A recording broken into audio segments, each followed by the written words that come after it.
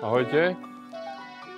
Dnes som pre vás pripravil pár kusov z mojej zbierky z Mercedesov a povieme si, ako sa sem dostali, čo to všetko obnáša ich tu mať, servisovať a aké sú zhruba hodnoty takýchto aut. Aká je vlastne realita na trhu. Toto je môj prvý kúsok, tým som vlastne aj začal. Ani neviem, ako sa to ku mne dostalo, z hora.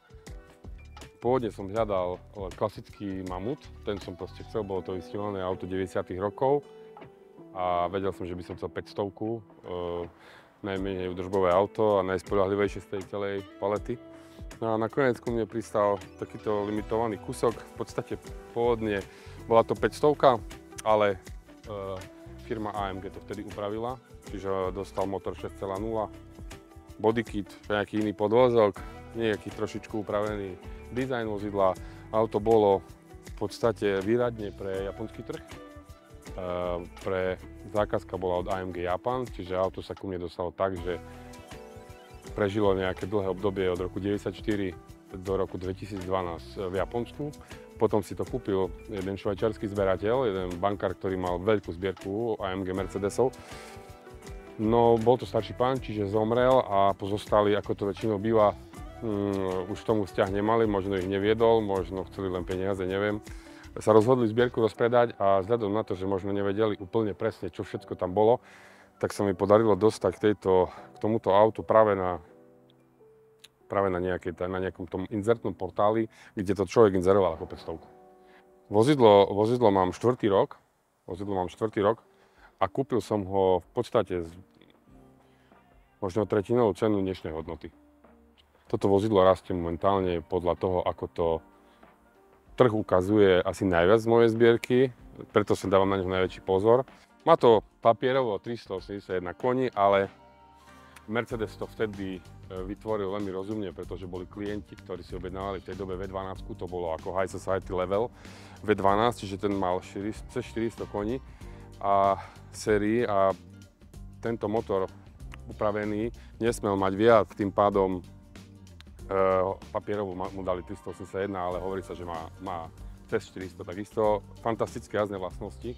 Presne sa číslo nevie, koľko ich bolo vyrobených, vie sa o 70, 73, 72, ale v 60 sa to presne neevidovalo, odhadujem do 100 kusov. Do 100 kusov v tomto modeli. Sadneš do toho auta, povidíš tú kvalitu, prepracovanie, proste koža, tie gombíky, to drevo, tie detaily. Sice málo ho využívam, ale som si vedomý prečo. Mal som 300 turbo diesla, 98, posledný kus. To bolo auto, s ktorým som chodil každý deň. Auto malo spotrebu 10 litrov, či som išiel 160, alebo som jazdil 100, 9, 10 litrov non-stop. Everyday car to bol pre mňa. Malo to 270 000 km, som to predal o 2000 eur drahšie, ako som to kúpil možno. Chodil som na tom rok a pol. Teraz zase stojí o ďalších 2-3 tisícky viac, čiže tie autá ustúpajú. No a toto je to istý príbeh.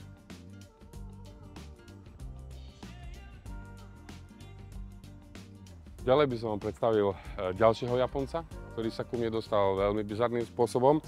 Jedného dňa som plánoval dovolenku, zážitkovú dovolenku s mojou manželkou a rozmýšľal som, ako ju prekvapiť. Tak som jej povedal, nech si zoberie zo sebou do lietadla len malú príručnú batožinu a kartu. A predtým som všetko pripravil, odleteli sme do Prahy, kde čakalo toto auto 2 roky v jednom salóne. Nevedelo sa predať, lebo bolo extrémne drahé. Objednal si to jeden klient cez pražského dílera Mercedesu, ten mu to doviezol. Auto malo len 80 000 km z roku 1993. Je to 320, 124 kabriolet. S prvkami AMG veľmi individuálny interiér a ten ma veľmi zaujal. A celkový ten stav toho auta, vždycky som chcel mať Cabrio 124. Bolo to veľmi drahé vtedy, ale som si povedal, bude raritný, bude iný. Tá dovolenka zbehla, auto som kúpil, odleteli sme, prešli sme pol Európy, robili sme 3 500 km. Boli sme po celých Alpách, v Taliansku. Za 2 týždne sme z toho fakt obehali veľa. Auto je extrémne spoľahlivé, nemám s ním jeden problém. A takisto tieto autá už pôjdu len hore. A nájsť taký v dobrom stave zachovali nebúraný v pôvodnom stave a s kilometrami s dobrou výbavou je už dneska veľký problém v Nemecku. Bežne toto auto stojí od 30, 35 aj 50 tisíc. Čiže tiež Japonec, ale veľká cesta a už je tu u nás, na východnom Slovensku. Toto je prvé z dvojice mojich európskych kuskov. Chodím pravidelne na výstavy a Youngtimer Messe Stuttgart, kde je veľký problém, keď prídeš s peniazmi. A toto sa mi dosť často stáva, že stále pre to mese niečo predám a potom mám peniaze a ja tým pádom, že robím to, čo robím, ja neviem peniaze udržať, len tak, aby stáli. Čiže u mňa sa stále točia a hýbu.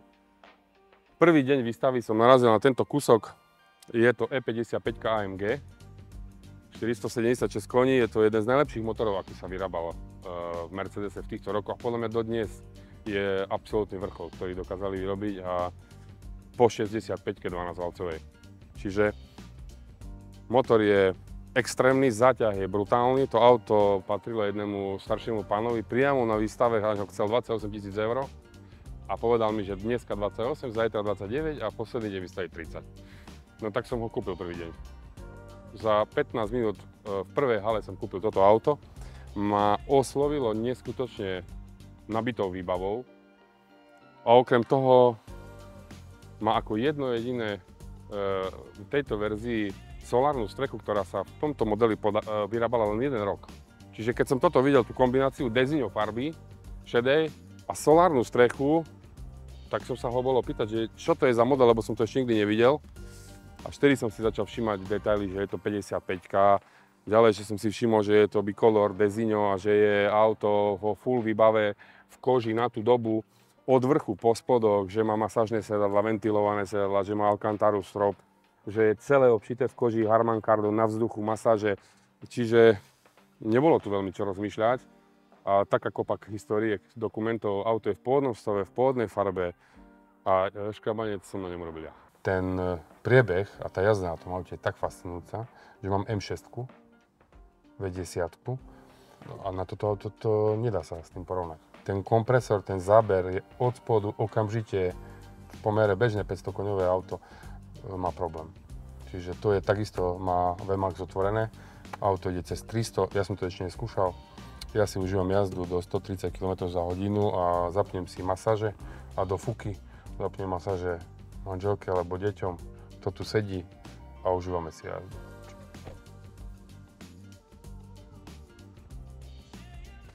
Predstavujem vám najmladší kúsok v mojej zbierke.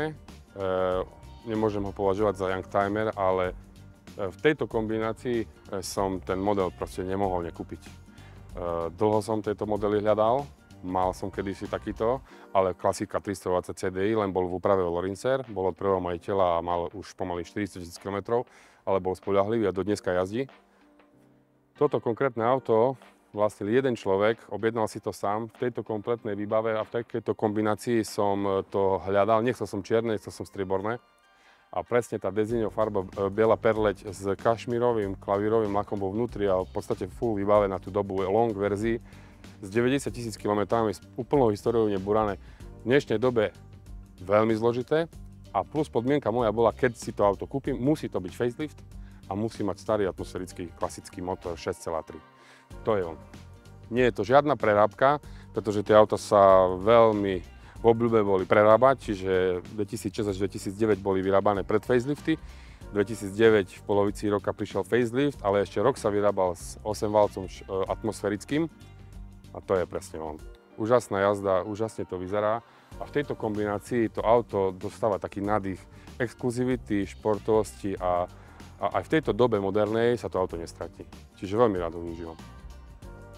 To auto je v takom stave, že keď do neho sadnem, to mám pocit, že mi treba ešte kúpe k nemu. Teraz som v Polsku vymakol jedno presne rovnaké kúpe, rovnaký facelift 63, len cena, čo za ňu pýtajú, je už nekresťanská, takže som si povedal, že toto pekne. Ja tu poznám celú históriu, poznám majiteľa, viem, kde to konfiguroval, viem, koľko stalo nové, viem, že s tým chodil len s deťmi, len on osobne šoferoval. že skutočných 95 000 km má auto, že má servisnú históriu a že auto bolo non-stop zahrievané. Až potom bolo pridávané. Je odblokované, má 300 km maximálku, má telku odblokovanú, pásy, čiže bolo fakt robené tak, aby si to človek užíval a ja si ho teraz chcem užívať. Je pravda, že vždycky, keď promujem nejaké auto zo zbierky, hneď mi píše plno ľudí, či je na predaj. Čiže u mňa to tak je, že ja nepredávam moje auto zo zbierky, ale keď niekto chce niečo z mojej zbierky, musí sám prísť povedať, dať cenu a ja poviem, ináč na predaj len to, čo vyhodím. Toto momentálne nie. Od toho väčší level pre mňa už len tá 65-ka, ktorú asi som prepásol, neviem. Čas, kedy sa predávali za 35 000 je dávno preč. Dneska dobrá 65-ka, 80-100 000 eur, čiže po 60 by som to ani nebral.